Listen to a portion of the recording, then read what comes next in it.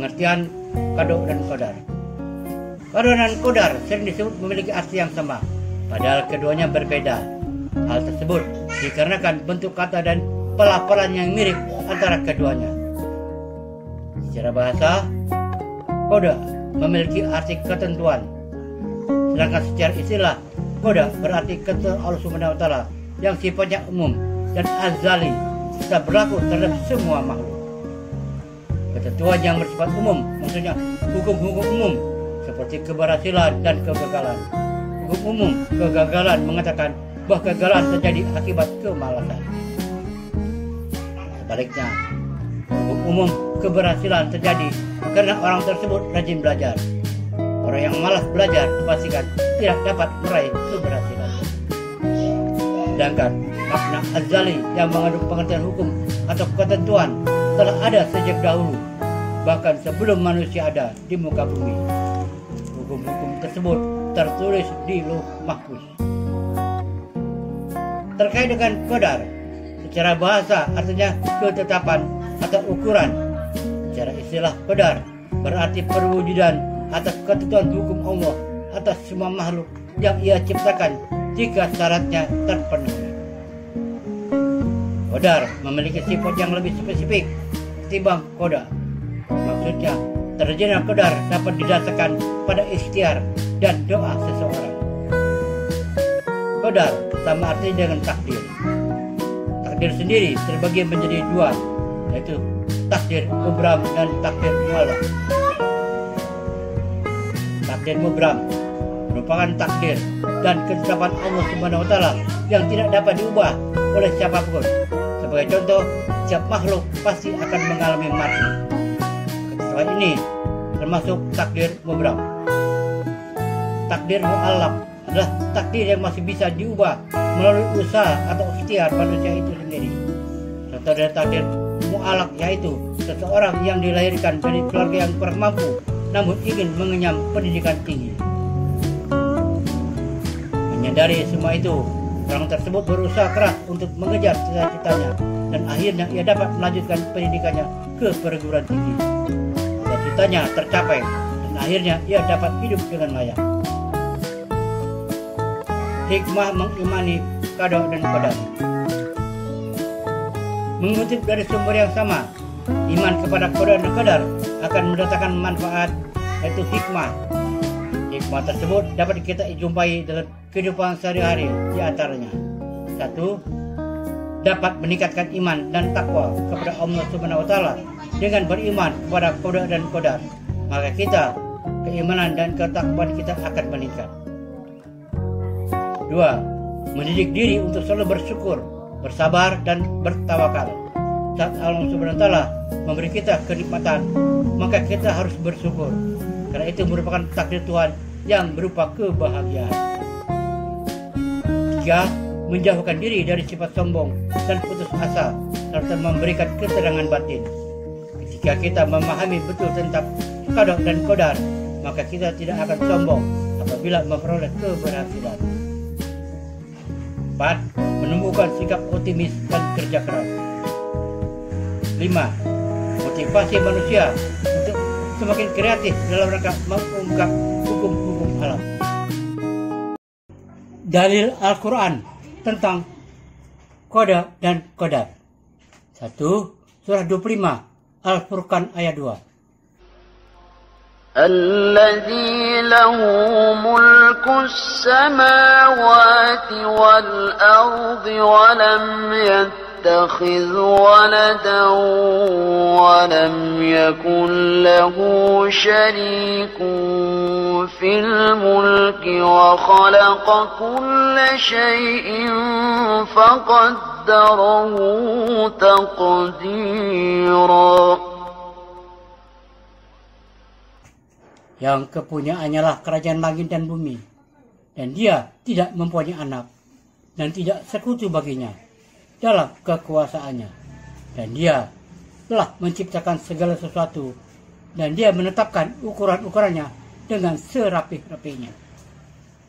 2. Surah 15 Al-Hijr ayat 21.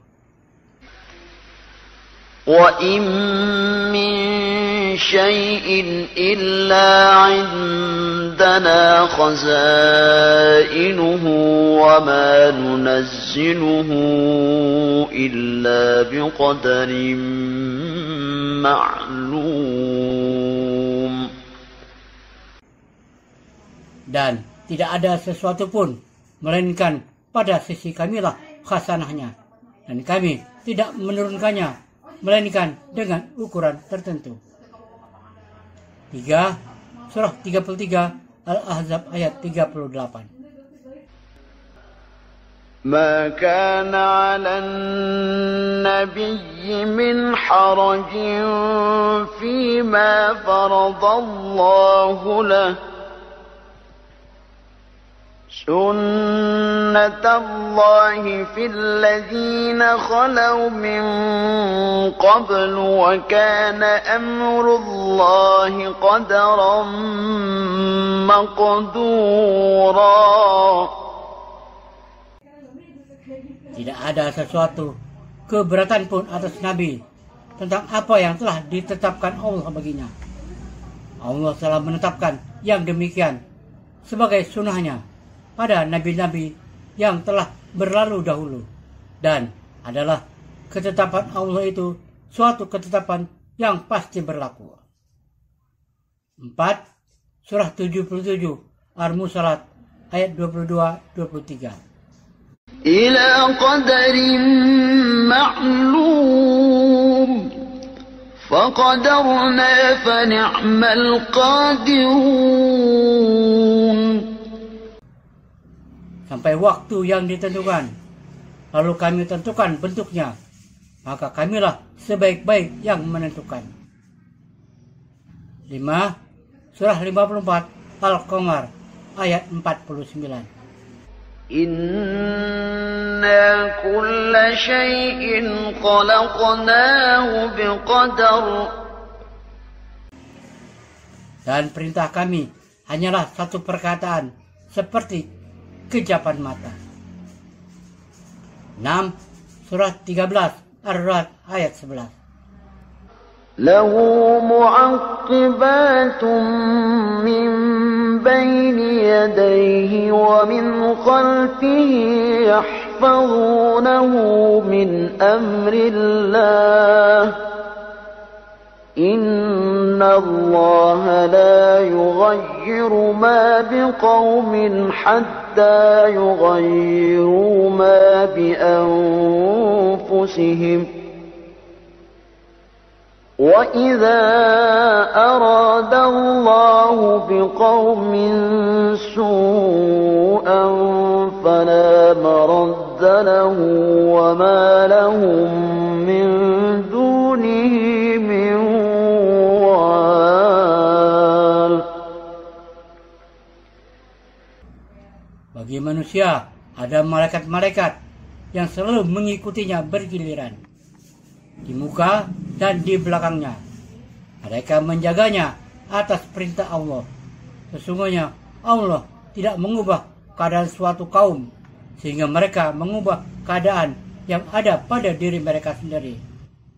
Dan apabila Allah menghendaki keburukan terhadap suatu kaum, maka tak ada yang dapat menolaknya. Dan sekali-kali tak ada pelindung bagi mereka selain Dia. Surah 2 Al-Baqarah ayat 286. لا يكلف الله نفسا إلا وسعها لها ما كسبت وعليها ما اكتسبت ربنا لا تؤاخذنا إن نسينا أو أخطأنا ربنا ولا تحمل علينا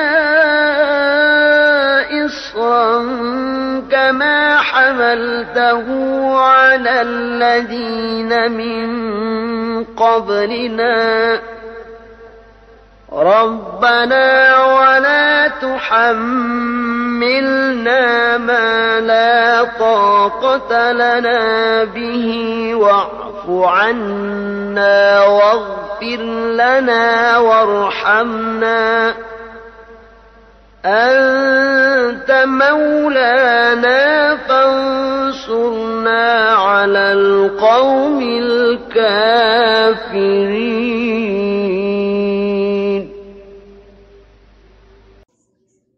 Allah tidak membebani seseorang, melainkan sesuai dengan kesanggupannya. Ia mendapat pahala dari kebaikan yang diusahakannya, dan mendapat siksa dari kejahatan yang dikerjakannya. Mereka berdoa, "Ya Rabb kami, janganlah Engkau hukum kami jika kami lupa atau kami bersalah. Ya Rabb kami, janganlah Engkau bebankan kepada kami beban yang berat, sebagaimana Engkau bebankan kepada orang-orang yang sebelum kami. Ya Rabb kami, janganlah Engkau pikulkan kepada kami apa yang tak sanggup kami memikulnya. Beri maaflah kami, ampunilah kami, dan rahmatilah kami.